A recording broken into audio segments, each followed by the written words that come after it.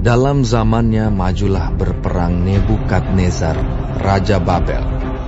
Lalu Yoyakim menjadi takluk kepadanya 3 tahun lamanya. Tetapi kemudian Yoyakim berbalik dan memberontak terhadap dia. Tuhan menyuruh gerombolan-gerombolan Kasdim, gerombolan-gerombolan Aram, gerombolan-gerombolan Moab, dan gerombolan-gerombolan Bani Amon melawan Yoyakim. Ia menyuruh mereka melawan Yehuda untuk membinasakannya sesuai dengan firman Tuhan yang diucapkannya dengan perantaraan para hambanya, yaitu para nabi. Sungguh, hal itu terjadi kepada Yehuda sesuai dengan titah Tuhan untuk menjauhkan mereka dari hadapannya, oleh karena dosa-dosa Manasye setimpal dengan segala yang dilakukannya. Dan juga oleh karena darah orang yang tidak bersalah yang telah ditumpahkannya, sebab ia telah membuat Yerusalem penuh dengan darah orang yang tidak bersalah, dan Tuhan tidak mau mengampuninya. Selebihnya dari riwayat Yoyakim dan segala yang dilakukannya, bukankah semuanya itu tertulis dalam kitab sejarah raja-raja Yehuda? Kemudian Yoyakim mendapat perhentian bersama-sama dengan nenek moyangnya.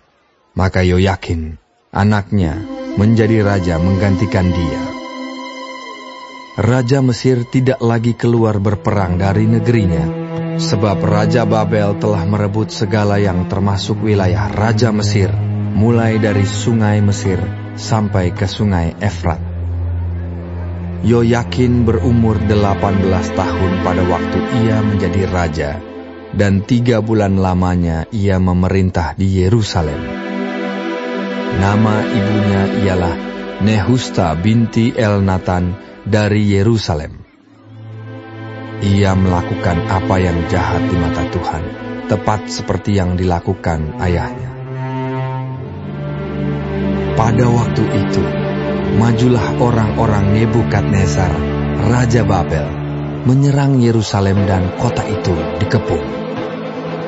Juga Nebukadnezar, Raja Babel, datang menyerang kota itu, sedang orang-orangnya mengepungnya.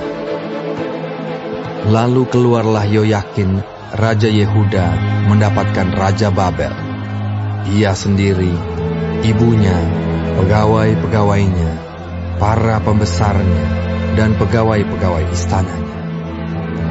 Raja Babel menangkap dia pada tahun yang ke-8 dari pemerintahannya. Ia mengeluarkan dari sana segala barang perbendaharaan rumah Tuhan dan barang-barang perbendaharaan istana raja. Juga dikeratnya emas dari segala perkakas emas yang dibuat oleh Salomo, Raja Israel, di bait Tuhan, seperti yang telah difirmankan Tuhan.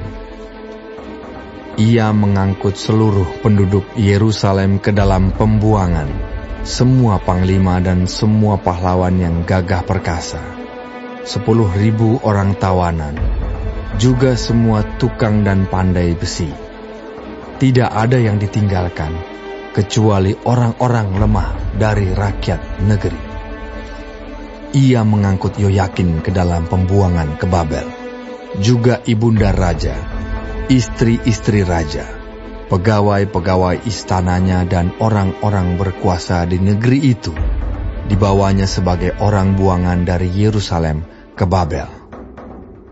Semua orang yang gagah perkasa, 7.000 orang banyaknya, para tukang dan para pandai besi, 1.000 orang banyaknya. Sekalian pahlawan yang sanggup berperang dibawa oleh Raja Babel sebagai orang buangan ke Babel. Kemudian Raja Babel mengangkat matanya, paman Yoyakin, menjadi raja menggantikan dia dan menukar namanya menjadi Zedekia. Zedekia berumur 21 tahun pada waktu ia menjadi raja, dan 11 tahun lamanya ia memerintah di Yerusalem. Nama ibunya ialah Hamutal binti Yeremia dari Libna. ia melakukan apa yang jahat di mata Tuhan, tepat seperti yang dilakukan Yoyakim. Sebab oleh karena murka Tuhanlah terjadi hal itu terhadap Yerusalem dan Yehuda, yakni bahwa ia sampai membuang mereka dari hadapannya. Zedekia memberontak terhadap Raja Babel.